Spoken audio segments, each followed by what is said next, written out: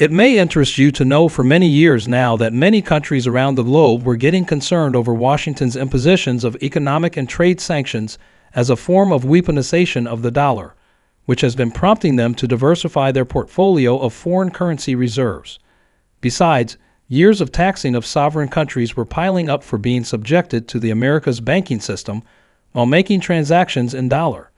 In recent Russian invasion of Ukraine and the near-choking sanctions regime that followed have triggered the rising of de-dollarization campaign to weaken the dollar's influence with more fury and fire than ever before. These two nations, China and Brazil, recently agreed to settle mutual trade transactions directly in local currency by passing the U.S. dollar.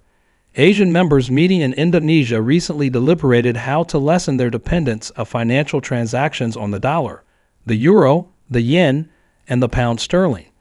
This to intend to heighten their use of domestic currency more for settlements. Other countries like India and Malaysia agreed to use rupees, amongst other developments, all in a bid to lessen the impact and overrated dollar in recent times. Worth noting is the dollar has been steering its global influence nearly uninterrupted. However, the ongoing de-dollarization seems to be gaining fresh grounds under the group of BRICS nations made of Brazil, Russia, India, China, and South Africa, led by China.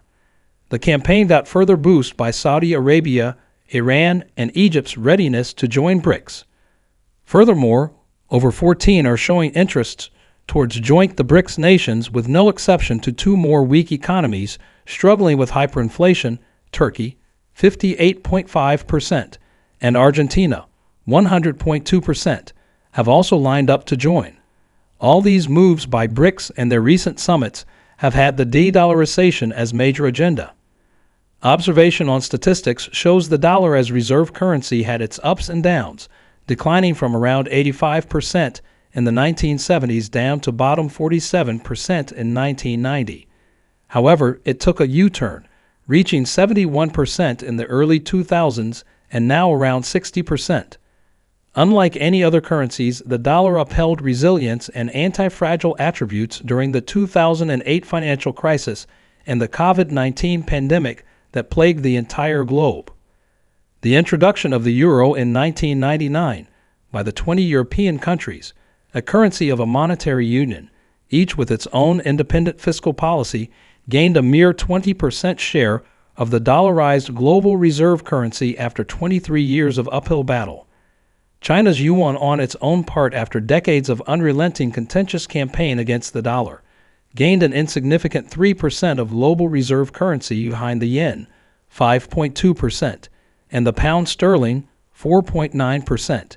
No surprise, China is at the helm of promoting the BRICS movement in the de-dollarization campaign.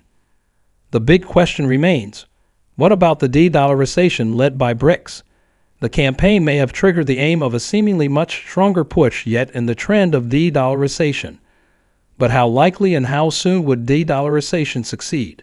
Going by the trends of the BRICS nations in recent times and continual raising of global awareness of the dollar, it is but logical to reason what the aim and goal of BRICS is and how it's going about realization of its agenda. First, it may be fair to say, BRICS is just a collection of countries which do not have much in common with each other. Essentially seen, it's made of countries with free market capitalism and mixed economies, autocracies. Most of these countries trade more with the U.S. and Europe than they do together. China and India were mutually at war with each other, drawn recently with border disputes. Russia is in economic and financial self-destruct mode, forcing Bangladesh to make nuclear reactor loan installment payment in yuan, in addition to its recent involvement in the war against Ukraine. Brazil has fallen a decade behind in economic growth, while South Africa got stuck in a recessionary ditch even before the pandemic. Besides, some argue that BRICS countries lack the necessary level of trust and institutions to actually create a currency viable enough to serve as a global reserve currency. Even China has had some deficiencies, like the highly centralized system of marketing, and doesn't have free, liquid, and deregulated capital markets to challenge the U.S. dollar. But can all these be mere than major setbacks to the realization of the BRICS agenda, or more than expected, a greater reason for the coming together of BRICS to adherently fight against the U.S. dollar? Besides, Being the most stable democratic system with rule of law, effective checks and balances, and free media, the U.S. stands out as the most reliable economy and the largest financial market for domestic and economic influence. Nearly 50% of international trade is invoiced in dollars, and nearly the same percent global. Could this be the same reason BRICS is out to challenge and change a long-standing position and rule of dominance by its upcoming recent campaigns against the dollar? It is estimated that more than 33% of global GDP comes from countries that peg their currencies to the dollar. 7 among these countries have adopted dollar as their domestic currency, and another 89 countries have been maintaining their currency in a seemingly narrow trading range relative to the dollar. The dollar is just one of the world's 185 currencies, but most of the remaining 184 are used for domestic transactions. History had it that the dollar has been playing a unique role in U.S. balance of trade as being the top export. It makes the balance of trade tilted in U.S. favor like no other product. Thus, the dollar reigned with little challenge so far and has greatly uplifted America's geopolitical standings with privileges and prestige unattainable by other economies. This is so much power to have your printed paper buy all other countries' physical goods and services, and in turn they use the same paper currency to buy the same across the globe. To this one may say, why would the dollar surrender so easily and so soon to any other currency or nation? Tough to agree, but not to say it is equally impossible for BRICS, whose interests and goal to enforce the de-dollarization is resolved as countries whose coming together makes a total of almost 40% of the world's population. Remember, numbers is power. Looking at what qualifies a currency as GRC, the holding country must meet 4 most desirable prerequisites. The country must have these 4 qualities. A large and advanced economy must be able to withstand internal and external shocks, both short-term and long-term, must exude global confidence in long-term political stability and economic prosperity, must have liquid and transparent financial/capital markets.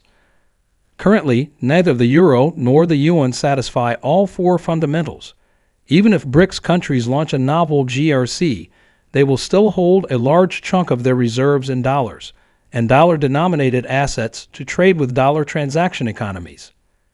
The dollar is not only the official currency of the U.S., it is also the official currency of 5 U.S. territories and 7 sovereign nations. Additionally, it's the quasi-official currency of many other nations that commonly accept dollar in addition to a local currency.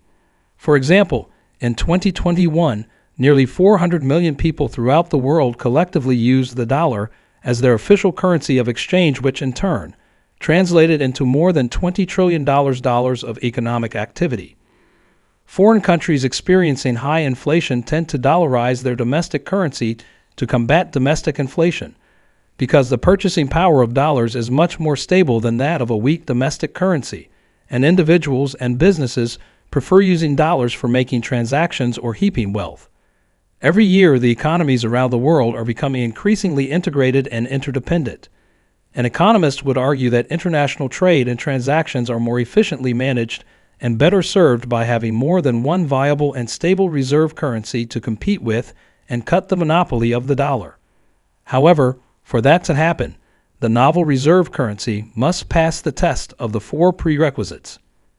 Nevertheless, nothing is never to be underestimated in today's world and rising developmental advancement, and not even BRICS nations coming together with more and more nations showing interests to join can be undermined.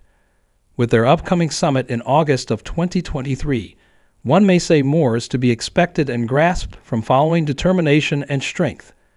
This is where we wrap things up for today. Don't forget to like, share, and subscribe as a means to support our channel.